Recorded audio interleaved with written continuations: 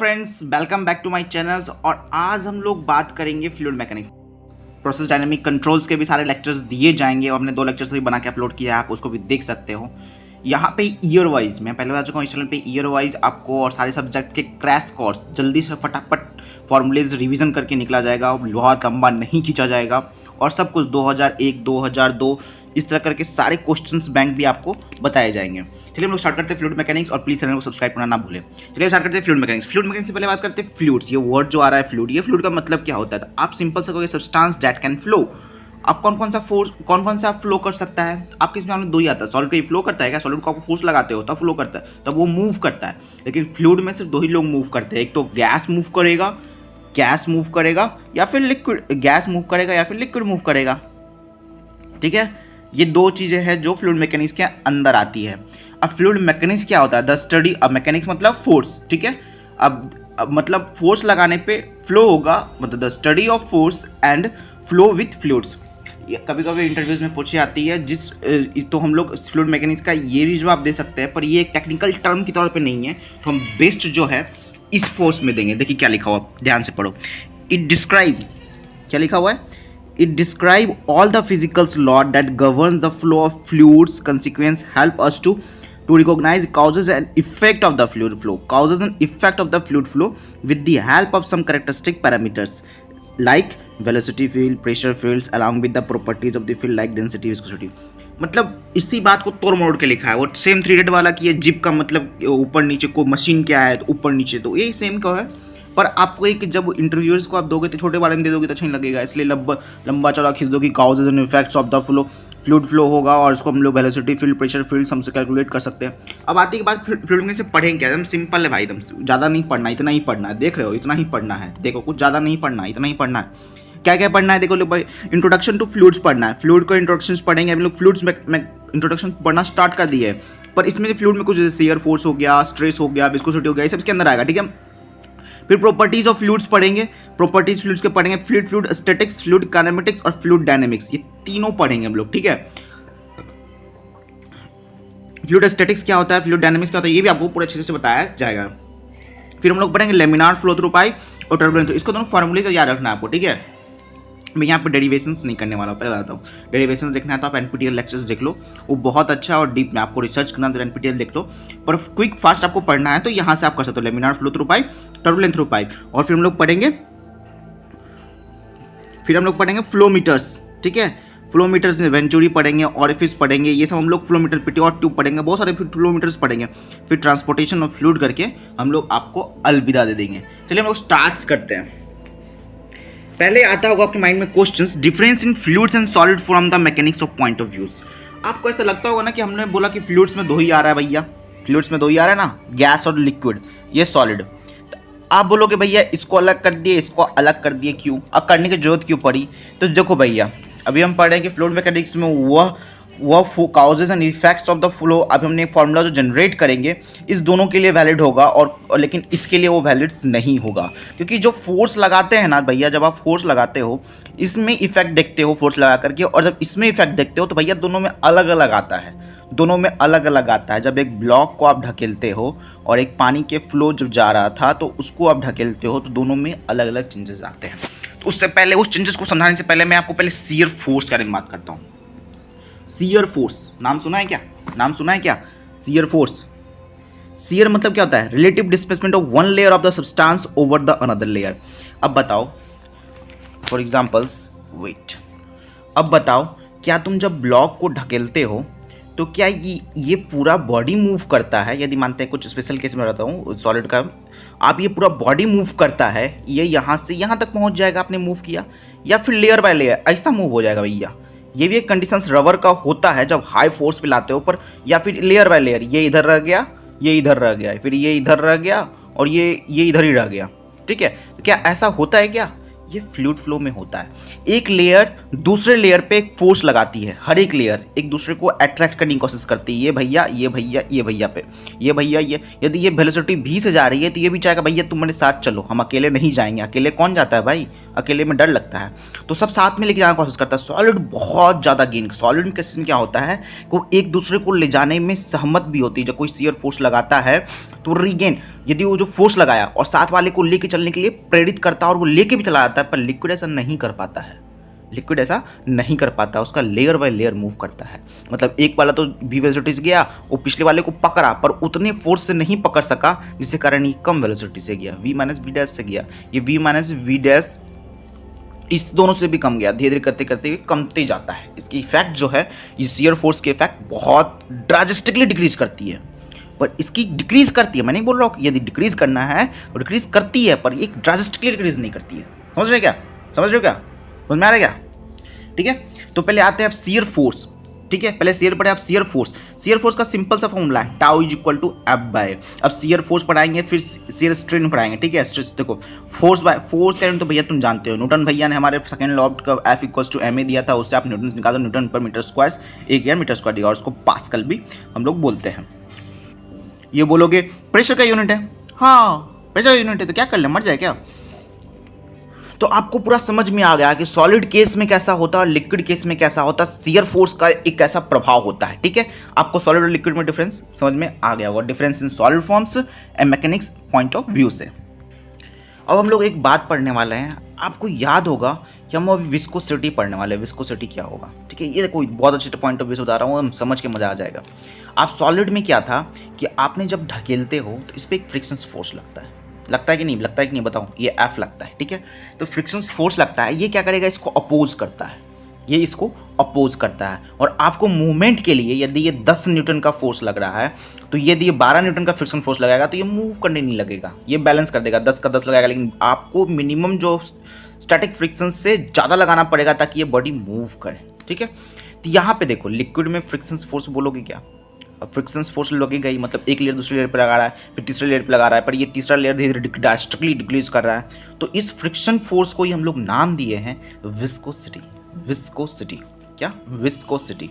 अब बोलोगे भैया कि जब हम गाड़ी को ढकेलते हैं ना, गाड़ी को ढकेलते हैं तो इनिशियली तो फ्रिक्शन फोर्स ज़्यादा होता है, दबा के ढकेलना पड़ता है, लेकिन एक बार जब ये मूव करने लगता है तो ये फ्रिक्शन फोर्स कम जाता है। सर एस के केस में आप बोलोगे चरकुट्टा लोगे तो फिर जाकर रेस्टोरेंट चला जाएगा, ऐसा नहीं है, ये गोल वाले के केस में बता रहे हैं कि आगे जाकर के ये फ्रिक्शन फोर्स कमता जाता है। हाँ भैया कमता है, इस समय जो लगता है वो काइनेमेटिक्स, हम लोग बोलते हैं ना काइनेटिक्स फ्रिक्शन फोर्स लग रहा है।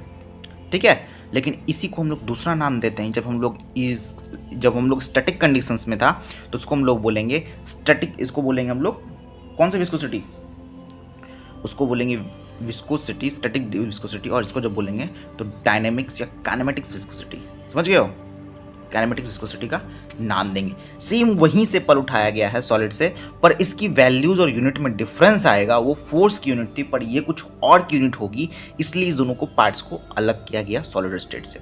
अब हम लोग आते हैं पहले कि हम पहले म्यू टर्म से आने से पहले हम लोग पढ़ लेते हैं क्या कि सबसे पहला जो न्यूटन्स लॉ ऑफ विस्कोसिटी होता है। पर देखो ये न्यूटन्स लॉ जो है न्यूटोनियन फ्लूइड्स के लिए ही वैलिड होता है। पहले बात न्यूटोनियन फ्लूइड क्या होता है हम ये आगे पढ़ेंगे। ठीक है, ये जानो shear stress is proportional to the shear strain, ये इसको हुक्स लॉ भी बोलते हैं। कि देखकर तुम लोग पढ़ा होगा shear stress F by A जो होता है, फिर del L by L shear strains के प्रोपोर्शनल होता है। ठीक है, तो इसी से ये बनाया गया है। फोर्स वाले में हुक्स लॉ था और इसमें ये रहेगा न्यूटन्स लॉ ऑफ विस्कोसिटी, इसी से बनाया गया है। और सिंपल सा tau square equal to mu D theta by D, D theta by rate of deformation होता है। ठीक है, इस कहेंगे D theta by D Y, तो रेट ऑफ डिफॉर्मेशन मानते हैं ये ऐसा स्टेट में था और ये ऐसा स्टेट में गया चला गया। ठीक है, तो ये थीटा कितना एंगल से चेंज किया डी थीटा बाय, इसको हम लोग D U by D Y भी करते हैं। ठीक है, फ्लूइड मैकेनिक्स में। ठीक है, और इसको हम लोग पूरा पढ़ेंगे। इसमें जो एक देखो पहले तो Hooke stress directly proportional to strain होता है। ठीक है, लेकिन अब ये तो सॉलिड के स्टैटिक केस में हो गया, ये किसके हो गया, सॉलिड स्टैटिक केस में हो गया। लेकिन अब लिक्विड स्टेट में क्या होगा, शियर स्ट्रेस। क्या लिखा हुआ, shear stress, not a stress, shear stress. समझ रहे हो, shear stress not a stress, shear stress. इसमें हम एक टर्म बनाने लगे, शियर स्ट्रेस और स्ट्रेस में क्या डिफरेंस है ये पूरा बताया जाएगा। फिर shear strain not a strain, shear strain directly proportional होता है। तो चलो भाई, इसको तो तुमने टाउ दे दिया, ये डी वाई दे दिया, तो ये तो कांस्टेंट है, इसको हटा कर कांस्टेंट डालोगे ना, उसको म्यू बोलते हैं, उसी का नाम विस्कोसिटी दिया गया है। समझ गया। अब विस्कोसिटी मैंने बोला था दो भाई, विस्कोसिटी और फ्रिक्शंस को मैंने एक ही मिला दिया था। ठीक है, विस्कोसिटी और फ्रिक्शंस को मैंने एक मिलाया था भाई, तो दो होगा, एक स्टैटिक कंडीशंस में होगा, एक डायनामिक कंडीशंस में होगा। तो स्टैटिक कंडीशंस में होगा तो उसको हम लोग दिखाए हैं। ठीक है, tau equals to mu D U by D Y. ठीक है, अब इसका यूनिट निकाल सकते हो, म्यू का यूनिट निकालना है आपको। ठीक है, आपको म्यू का यूनिट निकालना है तो आप क्या करोगे, आप म्यू का यूनिट निकालना क्या करोगे, टाउ का पता है, tau equal to F by F, हम निकाले जो पास्कल का प्रेशर होता है, फोर्स पर यूनिट न्यूटन पर मीटर स्क्वायर भी कर सकते हो, और एक पास्कल वाला भी था। यू वेलोसिटी मीटर पर सेकंड स्क्वायर होगा, वाई करो तो हम लोग का आएगा क्या, ग्राम ईजी सिस्टमेटिक ग्राम सिस्टमेटिक। और इसका दूसरा यूनिट पॉइज है, पॉइज याद रखो, पॉइज, पॉइजन नहीं भैया पॉइज, पॉइजन नहीं भैया पॉइज, पॉइजन नहीं भैया पॉइज, ठीक है। ग्राम सेंटीमीटर पर सेकंड, ग्राम सेंटीमीटर पर सेकंड, ग्राम सेंटीमीटर पर सेकंड। फिर अब आता है पॉइज को पास्कल सेकंड में करना है, ठीक है, पास्कल सेकंड में करना है। 10 पॉइज इक्वल टू ये सेंटी पॉइज इक्वल, ठीक है। ये याद रखो, ये गेट में पूछा भी गया है कि 1 सेंटी पॉइज में कितना पॉइज 10⁻² होता है। यदि 1 सेंटी पॉइज में ग्राम सेंटीमीटर करना है तो कर लेना 10⁻², पॉइज पॉइज सेम होता है, ग्राम सेंटीमीटर पर सेकंड। अब देखो दूसरा आ जाओ, दूसरा आओ। फिर हम लोग आते हैं काइनेमेटिक्स विस्कोसिटी। बताया था भैया एक स्टैटिक कंडीशन में करना है तो काइनेमेटिक विस्कोसिटी डिफाइन सिंपल सा करो भैया कि जो न्यू होगा म्यू बाय रो होगा। जो म्यू लोग निकाले थे ये वाला म्यू, और इसको डिवाइड कर देना रॉ से तो काइनेमेटिक विस्कोसिटी निकल जाएगा। इसको हम लोग स्टॉक्स में देख रहे हैं, इसको हम लोग क्या देखते हैं, पॉइज में देखते हैं, इसको हम लोग क्या लिखते हैं, पॉइज में, ग्राम सेंटीमीटर पर सेकंड। अब देखो सेंटीमीटर स्क्वायर, उसे याद कैसे रखोगे, सेंटीमीटर स्क्वायर पर सेकंड। चलो तुमको याद नहीं रहा म्यू का तो याद कैसे करोगे, देखो एक्सेलरेशन का क्या होता है, मीटर स्क्वायर, जो मीटर पर सेकंड स्क्वायर होता है, ठीक है। और इसका ठीक उल्टा सेंटीमीटर पर स्क्वायर, ठीक है, एक्सेलरेशन का ठीक उल्टा होना, स्क्वायर ऊपर को नीचे डाल दो तुमको हो जाएगा काइनेमेटिक विस्कोसिटी, ठीक है ना, मीटर पर स्क्वायर 10⁻⁴ स्टॉक्स में, स्टॉक्स में, इसमें क्या था स्टॉक्स को पॉइंट स्टॉक्स। अब CS भैया वो लोग CS क्या होता है, चला CS क्या होता है मुझे खुद नहीं पता, गूगल करना पड़ेगा। तो ये जो चुतियापा है ये जो है ये कहीं ना कहीं अमेरिकन यूनिट का दिया हुआ है। अमेरिका वाले अलग ही पैदा लिए हैं कि उनको ना अलग यूनिट बनाते हैं, वो लोग अपने हिसाब से बनाते हैं। पर हम लोग ऐसा नहीं करते, हम लोग सब साथ मिलकर चलना पसंद करते हैं, हम लोग आगे बढ़ने की कोशिश नहीं करते। हमने भी रॉकेट उड़ाया, उन लोगों ने भी रॉकेट उड़ाया, उन लोगों ने ऐसा रॉकेट उड़ाया कि भाई दुनिया को दिखाने के लिए, हमने रॉकेट ऐसा उड़ाया इसरो के द्वारा ताकि सबसे कम पैसे में आ सके, क्योंकि हम लोग लोगों का सबका साथ सबका विकास पे रखते हैं और हम लोगों की ज़रूरतों को पूरा करना चाहते हैं कि कम से कम इफेक्टिव मनी में पहुंच सकें। तो ये लोग जो भैया दिया हुआ यूनिट, ये अमेरिकन यूनिट दिया हुआ है, सेल्सियम ऐसा कुछ नाम है, आप गूगल करके देख सकते हो।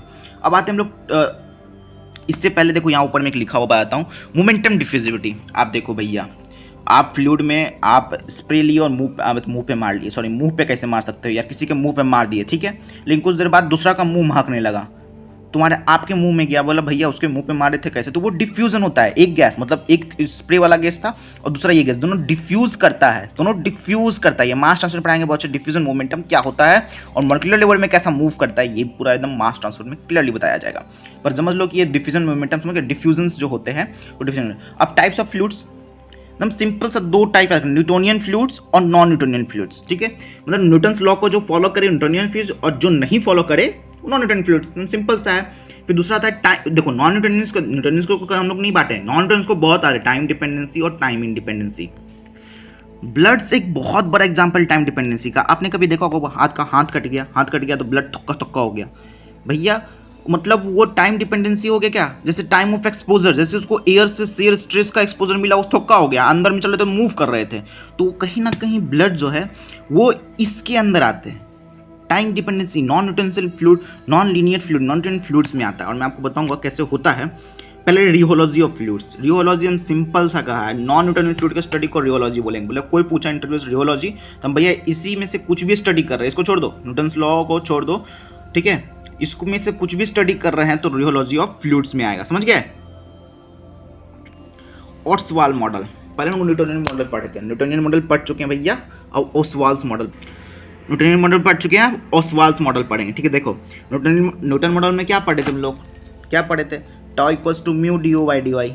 एक भैया आए इसी का दिमाग लगाया और इसको थोड़ा सा मॉडिफाई कर दिया, भैया आप तो न्यूटन फ्लूइड्स के नॉन न्यूटन वाले बैठे रहेंगे क्या, उसके लिए कुछ फॉर्मूला बनाइए, तो उसने बना दिया, थोड़ा सा इसको मॉडिफाइड करके इसको बना दिया, ठीक है, इसको मॉडिफाइड किया और बना दिया। आप यहाँ पे M N B देख रहे हो, M देख रहे हो जो म्यू था अपना, म्यू N है और B है, तो यहाँ पे M म्यू नहीं हो सकता, ठीक है, म्यू बताएंगे, ये म्यू इसके लिए होगा, म्यू डैश इसके लिए होगा, जिसको हम लोग दूसरा नाम क्या दिए हैं बताते देखो आपको। ये देखो न्यूटन फ्लूइड्स के लिए जो म्यू अपरेंट बोलते हैं इसको, ठीक है, म्यू अपरेंट, इसको हम बताएंगे क्या, म्यू और म्यू अपरेंट्स में रिलेशंस क्या है वही बताएंगे। इससे पहले हम लोग कि M and B है, ठीक है, M जो होगा N B तीनों कांस्टेंट होगा, किसी एक पर्टिकुलर फ्लूइड्स के लिए तीनों कांस्टेंट होगा। तो पहले M तो पता ही है आपको भैया, N पता, बोलो B का ले रहे सर, D ले लो, तुमको जो लेने का मन है भेट ले लो, तुमको कोई मना नहीं कर रहा है, समझा। फिर दूसरा आता है कि टाइम डिपेंडेंसी, हम लोग पढ़े थे न्यूटन फ्लूइड में कि दो होता है, न्यूटोनियन और नॉन न्यूटोनियन। अब टाइम डिपेंडेंसी और टाइम इंडिपेंडेंसी तो पढ़ना तो पड़ेगा कि टाइम डिपेंडेंसी किसको बोलते हैं, टाइम इंडिपेंडेंसी किसको बोलते हैं। फिर टाइम डिपेंडेंसी में आता है time of exposure under stress, अब बोलोगे भैया टाइम ऑफ एक्सपोजर किसके स्ट्रेस के अंदर डाल रहे हो। पेंट को कभी आपने चलाया पेंट को, हम लोग ऐसे ऐसे घुमाते थे पेंट, जब पेंट घुमाते पतला हो जाता है, ठीक है, स्ट्रेस डाले पतला हो गया, लेकिन जैसे इसको छोड़ दिए फिर गाढ़ा हो गया, फिर गाढ़ा हो गया। यदि बोलो माइंड को आपने पतला कर दिया है, ठीक है, पतला कर दिया, घुमा घुमा के पतला कर दिया, अब उसको पेंट मारोगे तो चूना चाहिए था वो, पर वो टाइम ऑफ एक्सपोजर जब स्ट्रेस डाले तो वो पतला हो गया, लेकिन जैसे वो आपने फील्ड में डाला, उसको स्टैटिक्स किया, फिर से वो रिगेन कर लिया अपना जो पोजीशन था, अपने विस्कोसिटी को रिगेन कर लिया। तो ये सब जितनी डिजाइनिंग है ना, ये फ्लूइड मैकेनिक्स का एक पार्ट है। आप बहुत कुछ सीखने वाले हो फ्लूइड मैकेनिक्स, ठीक है। अब देखो टाइम डिपेंडेंसी में आता है लिपस्टिक। लिपस्टिक को तो भैया अच्छे से जानते होंगे, टेस्ट भी किए होंगे। लिपस्टिक क्या है, जब अपने मुंह में लगाते हैं तो उस समय तो पतला होता है, ये आपका मुंह रहा, आप लगाते हो कि नहीं पता नहीं, कुछ कुछ लोग तो अभी टिकटॉकर्स लोग लगाना शुरू किए हैं, वो लोग मुंह पे लगाते तो पतला होता है, ठीक है। पतला होने के बाद फिर उसके बाद वो कुछ तो करे विस्को, अब पतला हो गया मतलब क्या चू जाएगा क्या, चूता नहीं है ना भैया, ऐसे चूता रहेगा अजीब दिखेगा, लौंडा भी अजीब दिखेगा, लौंडे तो अजीब दिखेगी, तो फिर इसको चूता नहीं है बल्कि वो एक मतलब कहो कि एक विस्कस बन जाता है। एक पर्टिकुलर टाइम पे विस्कोसिटी कुछ और थी और एक पर्टिकुलर टाइम पे विस्कोसिटी कुछ और हो गई, ठीक है। अब लिपस्टिक का तो एक कहानी मुझे जिससे याद आ रहा है, लिपस्टिक का क्या था कि एक बार एक मिसेस अपने मैडम से पैसे से मांगी कि भाई आप 250 रुपये दीजिए, मिसेस से मांगी पैसा कि 250 रुपया दीजिए, तो लिपस्टिक खरीदना, बोला यार तुम लिपस्टिक खुद लगाती हो खुद खाती हो तो कौन पर 250 रुपया क्यों खाना, तो बोली हमसे, तो मिसेस जवाब देती कि हमसे ज़्यादा तो लिपस्टिक आप खाते हैं और आप लोग को अच्छे से टेस्ट किए होंगे लिपस्टिक, मुझे पता है। तो टाइम डिपेंडेंसी हो गया। अब टाइम इंडिपेंडेंसी सेम यही होगा, time of exposure under stress depend करता है, ये डिपेंड नहीं करता है, डिपेंड करता है, डिपेंड नहीं करता है, डिपेंड करता है, डिपेंड नहीं करता है।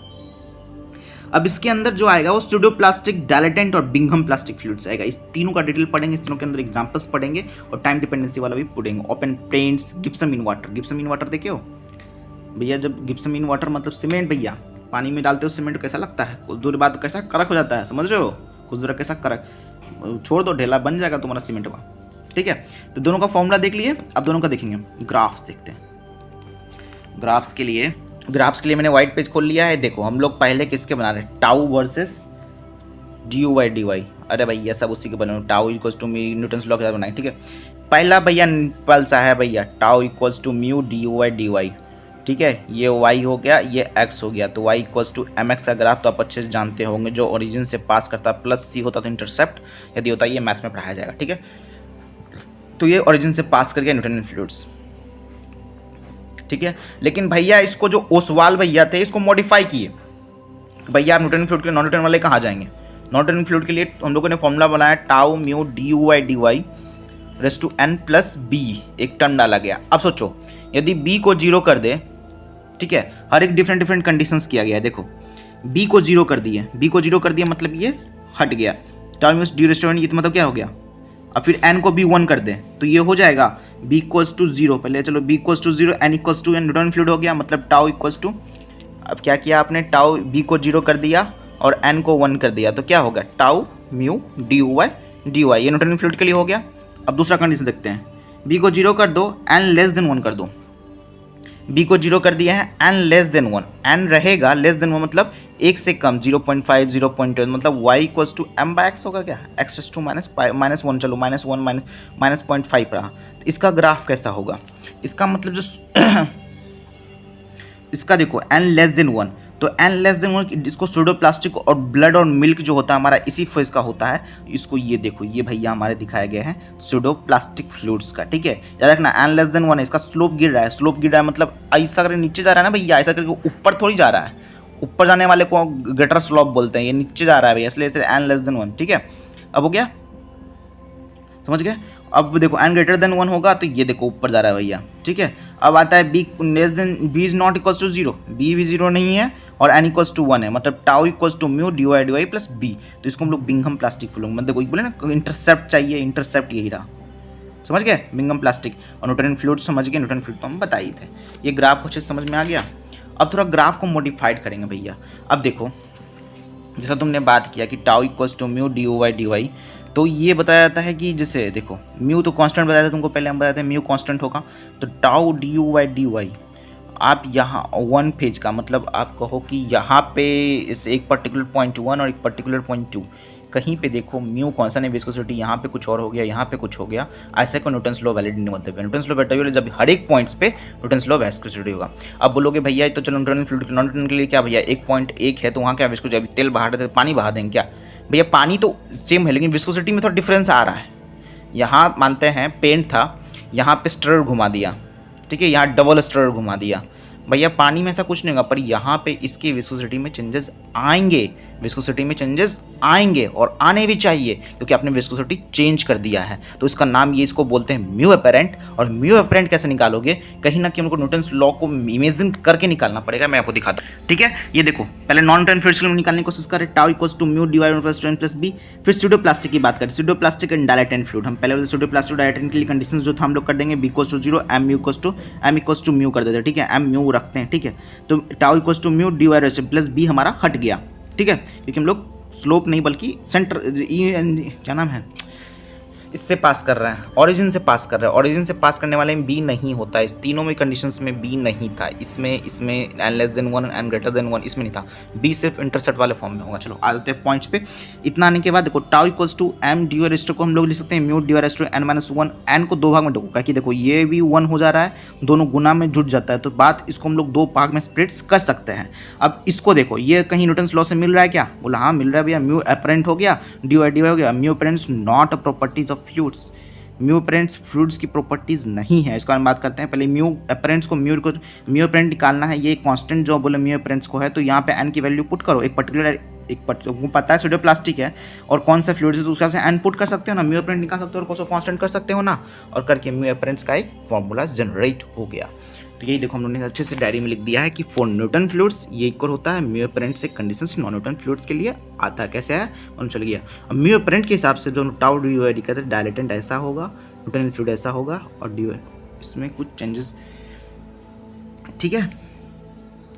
अब उसके बाद हम लोग बात करते हैं कि अब चलो आज के लिए इतना ही, आगे लेक्चर्स में देखना ना भूले।